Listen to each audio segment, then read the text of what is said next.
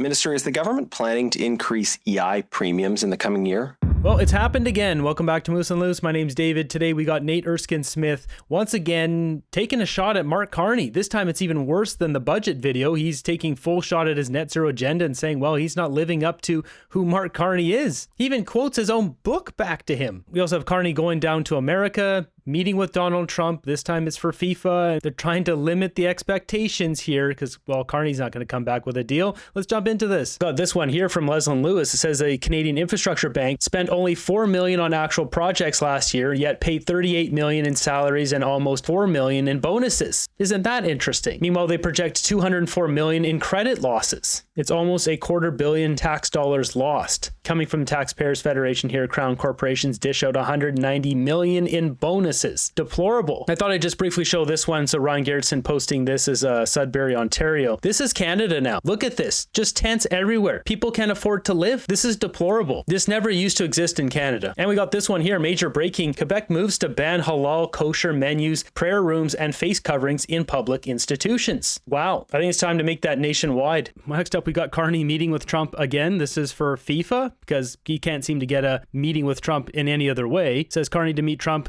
and Sheinbaum in DC as CUSMA future in question. We're seeing this everywhere. Carney to meet Trump, Sheinbaum tomorrow in DC. This is happening today on Friday. This one from Bloomberg. Carney doesn't plan to talk trade with Trump at FIFA event, LeBlanc says. So he's just going to go there, not talk about trade. No point getting a deal. Who cares? This is a great look. The Prime Minister's office is attempting to play down Friday's meeting between Mark Carney and Donald Trump on the sidelines of the FIFA World Cup draw, saying it will be a brief meeting. But a meeting is a meeting. The fact is, And it gives Carney a shot to try and get trade talks, which have been called off since late October, back on track.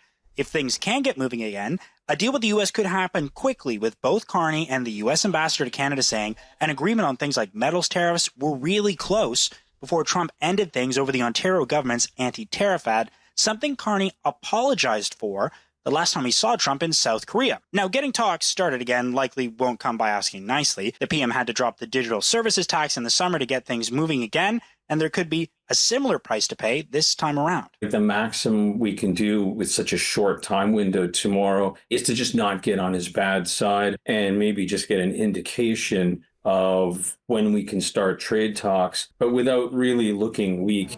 Now, as for the World Cup draw, Mark Carney is going to be pulling out at least one of the balls that will determine who Canada plays, and the men's national team, they've got a huge advantage. There are 4 pots that teams are drawn from, and as a host, Canada is in pot 1, along with the 9 other best teams in the world like Brazil, Argentina, and France, meaning Canada can't play them in the group stages. But there are still plenty of top teams Canada could be matched up with. Names you don't want to hear tomorrow, Morocco and Croatia. So this just goes on to talk about FIFA and the matchups. It has no relevance to politics. Here we've got the president and CEO of Business Council of Canada saying that CUSMA falling apart is basically impossible. He doesn't think that's going to happen. And this is quite possible. Trump just uses anything and everything to negotiate. That's what Trump does. And really, we won't know until next year. I think they said it's possible, and it's also possible the Toronto Maple Leafs might win a Stanley Cup one year, but it doesn't mean it's going to happen anytime soon.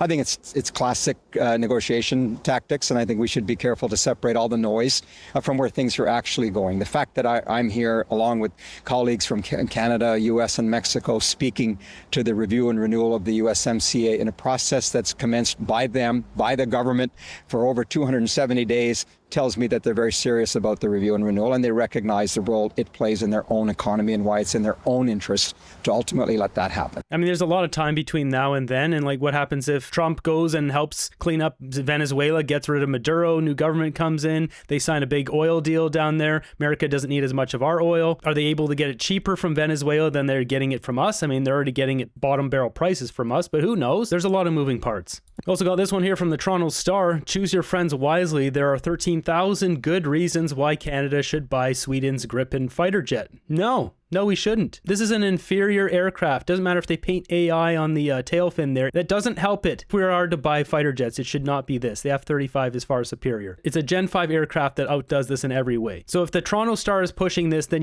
just think the opposite is probably what's the best choice. We also got this one from the Toronto Star. Seaward Change advisors quit over Carney government's deal with Alberta. Eco advisors are quitting because of this deal, this MOU that Carney did with Alberta. So Carney is losing some of his net zero warriors warriors off of the eco-green side here. I mean, you lost Guy Beau. I wouldn't be surprised if Adam Van Koeverden starts. I mean, he's already kind of chippy in the House of Commons. It depends what their motives are. And with that, we've got Nate Erskine-Smith here. What exactly are his motives? Because he's coming out once again and grilling Mark Carney. Environmental champion Stephen Guilbeault resigned his cabinet post based on his strong opposition to the deal. What does the deal do exactly? Well, on the one hand, at a high level, it's a collaborative document in a moment when national unity is critical.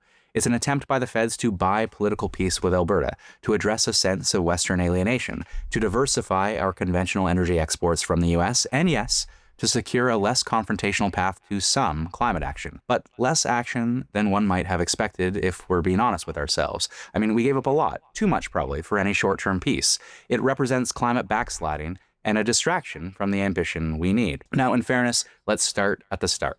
The MOU's preamble tells us that Alberta and Canada are committed to achieving net zero greenhouse gas emissions by 2050, to establishing Canada as a global energy superpower, and to respecting Indigenous rights holders.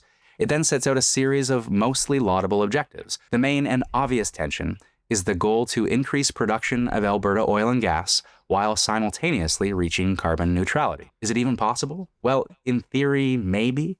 The idea is that so long as the world relies on fossil fuels, Canada should reap the economic benefits. And there's a logic to that, of course. Better us than the United States or other countries with poor human rights records. What is this? Franklin targets narco? Of all things they could put on here. The MOU ties a potential new pipeline through northern BC directly to a massive carbon capture and storage project. The downside, though, is that it'll cost billions in public subsidies, and experts call the tech expensive, unproven, and a distraction from global decarbonization efforts while allowing the oil and gas industry to conduct business as usual. He just said expensive, unproven carbon capture technology. This is a liberal basically debunking, saying Carney's whole agenda here is not proven, expensive, quoting sources here. This is pretty scathing. Like, this is the backbone of his entire campaign, what he's doing here. Everything they say has got to be low carbon, net zero. And Nate here is just taking a direct shot at him. This isn't even a cannonball just, skimming the bow here. This is like right through the center of the ship. The truth is that in a future net zero world, there is not a strong business case for new fossil fuel infrastructure today.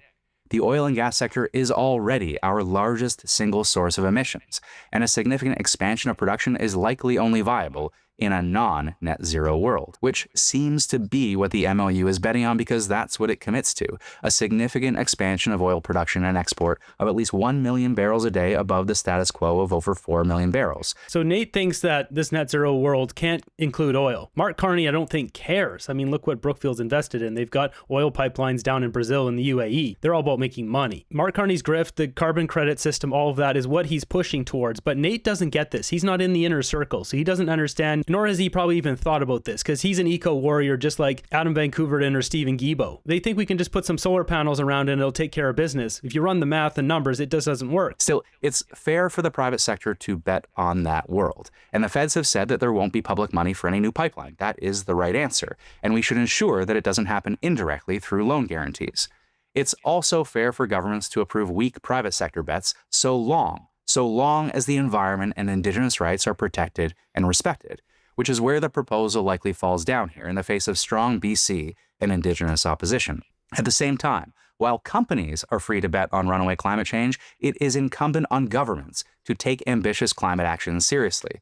So does the MOU... This is amazing. Taking eco-action seriously. Isn't that what this liberal government's doing for 10 years and it's bankrupt our country? We're further in debt now. Trudeau spent more money than all other prime ministers combined, and Carney is further accelerating that. Well, what exactly are you guys doing over there? He talks about protecting Indigenous rights, etc. They always say this stuff. How about these guys trampling on Canadians' rights? That's what they do every single day. They're just trying to take it away. I think he's once again gearing up to jump ship and go over to the Ontario Liberal Party and be leader over there. That's why he's taking another shot at Carney, showing he can be a leader. That's what he's doing. I don't know when he's going to jump ship, but it's going to be at some point. So does the MOU get us there? Well, not nearly enough. Now, on the positive side of the ledger, Alberta commits to the construction of large transmission interties with BC and Saskatchewan. That is good.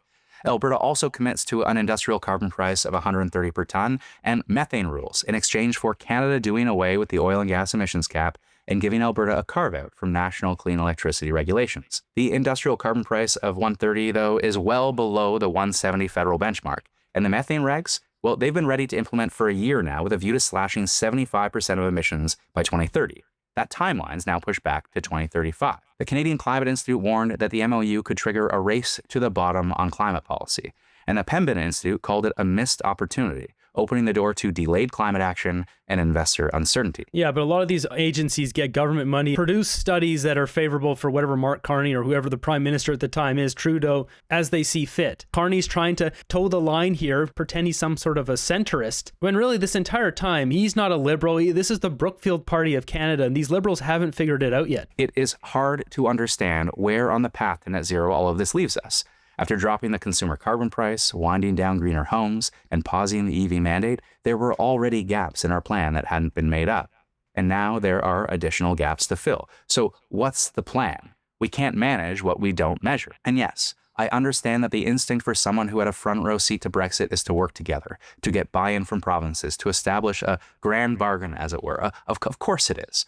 But we gave up a lot, probably too much, for whatever short-term political peace we'll benefit from. He's burning Carney pretty bad here. I mean, just saying, what's the plan, basically takes a direct shot of him saying this guy doesn't have a plan. Is this guy going to be in the Liberal caucus much longer? I mean, Carney doesn't have any options. He can't just toss him out. He needs all the votes he can get. After all, the last grand bargain was the $35 billion Trans Mountain pipeline in exchange for Alberta's commitment to carbon pricing and climate action, in part to address Western alienation. And where are we? Almost a decade later? Well, it's déjà vu all over again, except with even less time to act with the sense of urgency required to build the sustainable future we deserve. The energy transition will happen with or without us, and we cannot afford any distraction. We need a clear-eyed, ambitious plan for net zero to become a clean energy superpower, and frankly, because the carbon budget won't balance itself. As a wise former central banker once wrote, value in the market is increasingly determining the values of society.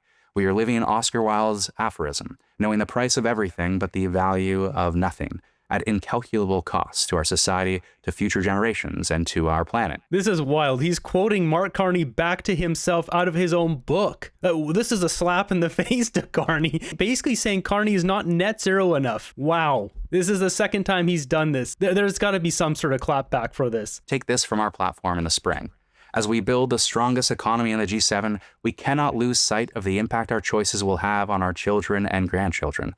We must always be mindful of long-term sustainability and the kind of economy and environment we want for them. Words and promises we would do well to heed. Wow, he's basically saying Carney's not living up to his promises. His leader taking another shot at him. He must be leaving soon, going out in a bit of a blaze of glory to show he's a leader. There's no other way here. You can't survive in this caucus, just keep taking shots at Mr. Banker here. Mr. Arrogant Banker isn't going to let this slide here for a long time. As Embrandt pointing out here, wow, you managed to get through the whole spiel without mentioning Carney's Brookfield pipeline hypocrisy, carbon capture conflicts, Climate Institute liberal funding, or the net zero WF delusion. I truly believe he's an eco-warrior just like Guy Beau and Adam Van Koeverden. They have no idea what Carney's doing. They don't realize they're a part of the Brookfield Party of Canada and it's all grift. They think it's the net zero party, and while Carney's using elements of that to push his carbon credit system and enticing as much money to come into Canada through pensions, etc., it's the Brookfield Party. Canadians can no longer afford your clear-eyed, ambitious C-word plan. The economy is in the toilet, people are hurting, and the future is bleak for young people. You need to focus on restoring the prosperity that existed before the lost Trudeau years. I don't think he cares about that.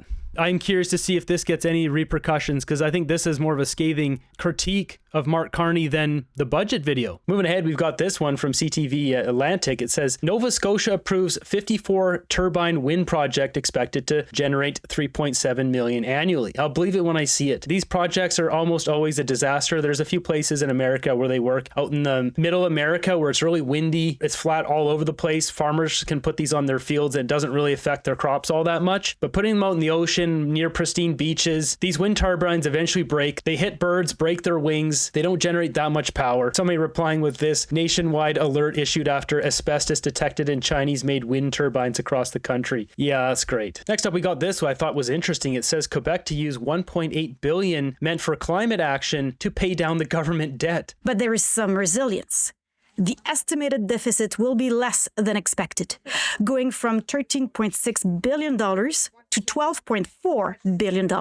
And Quebec still plans to return to a balanced budget by 2029-2030. The economy is performing well and that the unemployment rate is low. For fairness to Quebec's future generations, the $1.8 billion cumulative surplus of the so-called Green Fund will be transferred to the Generations Fund. They're taking away from your left pocket to put into your right pocket.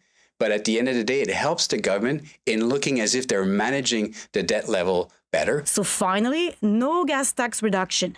But Quebec Solidaire isn't happy either. If we want to be fair with future generation, is to stop the climate change right now, is to invest in green initiatives. That was more fair, and that was the deal. There are measures for... These people are crazy. So yeah, they're paying down nearly $2 billion on the debt with this eco-green nonsense money, which is what they should be doing. Get rid of the deficit. In other news here, we've got Patty Haiju admitting that they may increase EI premiums. Minister, is the government planning to increase EI premiums in the coming year?